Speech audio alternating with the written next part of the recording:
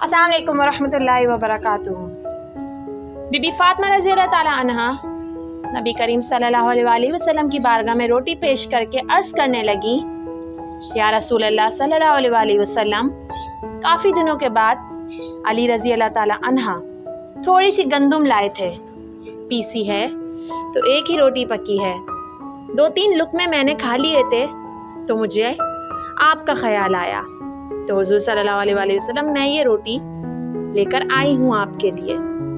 अल्लाह के महबूब सल्लल्लाहु अलैहि वसल्लम ने रोटी अपने दस्ते मुबारक पर रखी, एक टुकड़ा एक लुक़मा मुंह के करीब किया, फिर फातिमा रज़ी अल्लाह ताला अन्हा की तरफ देखकर फरमाया, बेटी 3 दिन और 3 रातों में ये पहला लुक़मा है जो तुम्हारे बाप के गले से गुजरने लगा है।